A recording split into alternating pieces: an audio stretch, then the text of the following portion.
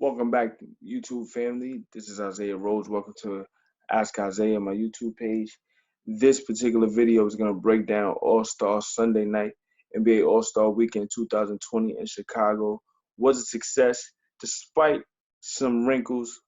We spoke about that previously on Saturday night.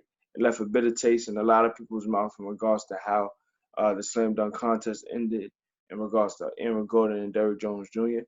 That's neither here nor there. In regards to the game itself, we witnessed one of the greatest All-Star games in recent memory, and I think it's only fitting in the fact that it was in honor of one of the greatest players to ever play this game in Kobe Bryant. Team LeBron defeated Team Giannis 157-155 in a new All-Star game format that had the both teams pursuing a particular target score that would end the game. The each quarter itself is an individual game, so it reset at 0, and you had to do the tip off each quarter specifically. But all quarters would add up going into the fourth, and the winner of the first three quarters plus 24, their particular score would be the target score. So going into the third, Team Giannis was ahead, and when you added 24 to their score, it was 157. So they were up by 9 going into the fourth. Team LeBron pulled out all the stops, pushed the buttons necessary to come back and get the key victory. Now, if you think about the entirety of All-Star Sunday night and how they put it together, I thought it was magnificent. You had Chicago luminary, born and bred, Common, to start off the festivities with amazing intros in the way that he honored all players involved in the All-Star game. He was able to scheme and rhyme their names in ways to really accentuate who they were. He was able to point out key Chicago contributors to the basketball culture in Chicago, and he honored the late great Kobe Bryant in a way that many people would forever appreciate. But not only did Common do such things, but you had Jennifer Hudson with a great a solo that really touched a lot of people, and I feel like just her performance itself needs to be respected. You had the great Shaka Khan sing the national anthem. I mean, everything put together this weekend was a beautiful touch all the way around. You had Candace Parker, Dwayne Wade, Common, Chance the Rapper. I mean, everything Chicago came together full circle, despite the frigid weather. I feel like in terms of how basketball is played, I think that uh, all the way around, everything came together good. The game itself, I mentioned 157-155. Team LeBron came out with the victory. Now, going into the game, many people spoke about the talent disparity between Team LeBron and Team Giannis. And for me, myself, I was very surprised at how Giannis picked his team. When you looked at all of the big names in terms of star quality, LeBron ran away with it. He had himself, Antony Davis, Kawhi Leonard, James Harden, Russell Westbrook, Damian Lillard. Although Damian Lillard didn't play, he added Devin Booker, who entered his first All-Star game of his career. I mean, Ben Simmons. Everything you needed to have in terms of trying to run away with the All-Star game, LeBron had it. But Giannis had some tricks up his sleeve. And when you add uh, Pascal Siakam and Bam Adebayo, Jimmy Butler, these guys that you would assume, wouldn't necessarily contribute at a high level, they did. Bam Adebayo in his first game, 8 points. You had the likes of Rudy Gobert, who really changed the game in the second quarter and third quarter. Really efficient. He had 21 points, 11 rebounds. Giannis himself had 25 points and 11 rebounds, and it looked as if he would be running away with the All-Star Game MVP. But the player that really set the tone for the game was Kawhi Leonard. On Team LeBron, he had 8 3-point shots, total 30 points, and for him to walk away with the game's MVP, it was fitting considering the fact that Kobe Bryant was a player who many people looked up to, and I think his mentality alone and how he was so committed to the game, many players wanted to tap into that type of mentality. And Kawhi Leonard is one of those players who tapped into that and really got a lot of jewels from Kobe. And as a mentor to Kawhi, he really took his game to the next level under Kobe's tutelage. So I thought that it was fitting that the first annual uh, Kobe Bryant All-Star Game MVP go to Kawhi Leonard. Player of Kobe's stature, 18 All-Star games, 4 All-Star Game MVPs. He left his mark on the All-Star Game in ways that nobody will ever forget.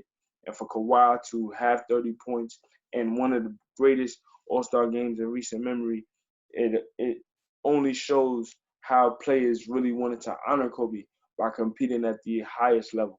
In terms of the leading scorers for the game, I mentioned LeBron. He had 23 points, 5 rebounds, 6 assists. Antony Davis had 20 points and was able to seal the deal with a game-clinching free throw that, in terms of how the play developed itself, he was able to get a mismatch with Kyle Lowry, who was one of the unsung heroes of the game, not more so in terms of being prolific as a scorer or anything like that, but just more so his activity. In the fourth quarter, he was involved in everything, positive and negative, whether it was trying to take a charge for his team or, taking a shot under duress when they needed a basket. Kyle was involved in everything, and I appreciate his effort down the stretch. Kyle put forth a great effort. Antony Davis, game-clinching free throw. Being a Chicago native, born and bred in Chicago, it's only fitting that he finished the game in that fashion. I mentioned Davis, one of the unsung heroes of the game that probably won't get as much credit as he deserves. Chris Paul. Now, Chris Paul has been through the ring over the last couple of years in terms of just, how people view him in terms of value. But no one can deny his generalship and how he's still one of the most skilled players in the game. And him being healthy for the Oklahoma City Thunder this season has provided great dividends for them. Being a sixth seed in the West, he's been a great mentor to Shai Gilgeous-Alexander, who's one of the rising stars in this game in year 2. Not only has he performed well, he's been efficient, and all of those things came together yesterday in the All-Star game. 23 points. He had a big-time alley-oop slam in the first half off of a Russell Westbrook assist, by the way. So I know the Oklahoma City Thunder fan base loved to see that. To see Chris Paul playing in the way that he did, the impacted game down the stretch. He was actually on the floor in the fourth quarter for Team LeBron. LeBron had himself, Antony Davis, Chris Paul, James Harden, and Kawhi Leonard on the floor for the fourth quarter, while Giannis had himself, Kyle Lowry, Joel Embiid, who played an exceptional game as well, 22 points, 10 rebounds, Pascal Siakam. These are the guys that finished the game, the experience, and I felt like them giving everything they had, especially in that fourth quarter, as they were trying to not only finish the game, but to win money for specific charities as well. So it was going towards a good cause. They gave everything they absolutely could. And I was, satisfied as a fan of the game. As an analyst of the game, I was truly, truly impressed by how the league put this showcase together. Now, going forward, I'm not sure if it will continuously be 24 points. Obviously, 24 was in honor of Kobe Bryant. But I feel like having a target score to get to, especially in the fourth quarter, where you don't have any time in the fourth, the only thing that matters is getting to that particular target score. I feel like that's a great blueprint for future games of this magnitude. Obviously for an exhibition showcase, but you still want to have a competitive game, and I thought the NBA was able to execute that at a high level. So much respect to everyone involved. Again, thank you to the city of Chicago. Despite the frigid weather, many people weren't enthused by that part of it, but everyone came out. The celebrities were there, the fans were engaged, and we got a great showcase throughout the entire weekend.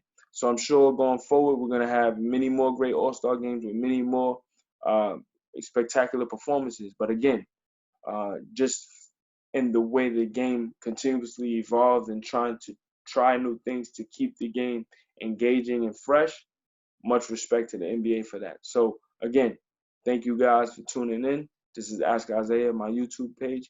With 28 games left in the regular season and obviously highly intense playoff battles down the stretch, I'll be back with much more content and more analysis going forward. So stay tuned for that. Thank you guys for tuning in. Leave a like, leave a comment, subscribe, all of those good things. Anything, positive, negative, leave it there so I can check it out. And I'll be back with more improvements going forward. Thank you, and I'll be back soon.